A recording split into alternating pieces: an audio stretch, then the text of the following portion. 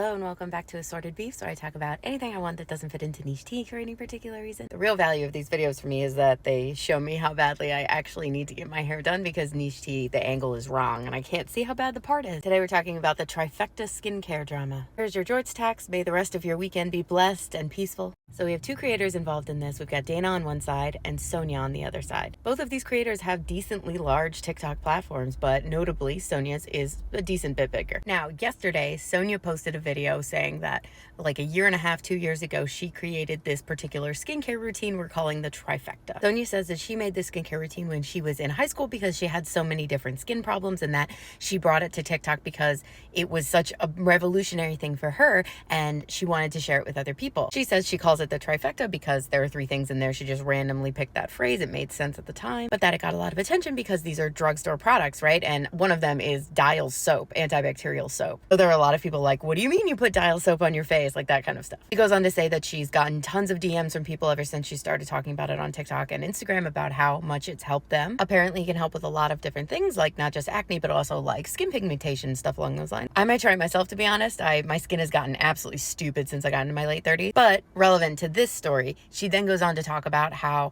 since it went kind of viral on TikTok, other creators have then started talking about it and using that phrasing and basically passing it off as though it was something that they had invented or discovered. And she does say she knows that this isn't really a big deal, but then goes on to kind of really harp on the idea that like copying someone else's skincare and the same name and then passing it off as your own is crazy. Now, in comes Dana. It seems like Dana is the person Sonia's talking about because Dana has a playlist on her channel about what she calls the Trifecta skincare routine, which is the same routine. I just want to lay that out there. In Dana's video that she posted literally like 19 hours ago though, she's like, look, when I first started talking about this, I said I found it on TikTok and I was posting after having tried it and to say that it worked really well for me to share this information out there. By the time I posted about the skincare routine, I had been using it for a while so that I could say, this truly does work. So because of that, by the time I was posting about it, I didn't remember where I first heard about it because again, I said I went through like a million different TikToks. And you can see in the first video in my playlist, I say exactly that. I saw a million TikToks and this is one thing that I found and it worked really well for me. You can also see in that first video that people started tagging you, Sonia, in the comments, and then I replied to one of those comments and was like,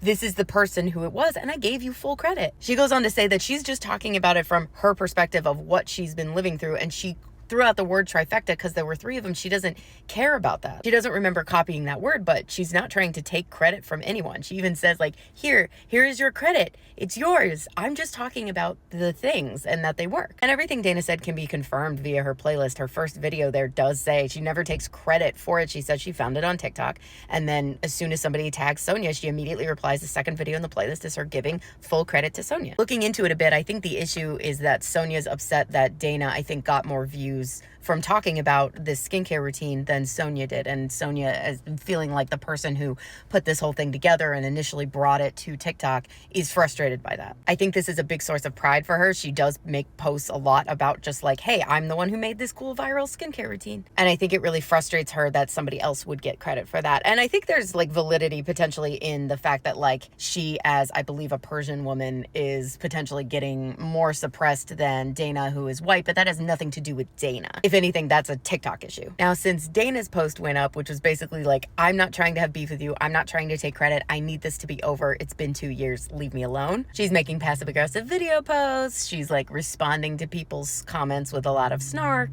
Like this was definitely about Dana and she's definitely bothered. Sonia has also gone viral in the past for looking like Kim Kardashian. So Dana has posted a story where she just says mood and it's the audio of like, Kim, people are dying. You know, when I was in 5th grade, I had a sleepover with some friends and one of them was a friend who didn't go to my school. And when she came over, she showed us this cool hand thing where you like had a bug and it was like, this is Buggy, Buggy fly, Buggy die, Buggy ooh. And you like drew a fly and like a crushed fly in your other hand and you did this really cute little thing. It doesn't matter. But the point is, I brought it to school the next day and I showed everybody. And by the end of the day, it had gotten around so much that people were showing me. And I was like, no, I'm the one that brought it to school. And literally people were like, okay, sure. Because I was also like vehemently unpopular. And I felt such injustice in that moment. And that's what this reminds me of. Like I get it. I feel for you. But also come on.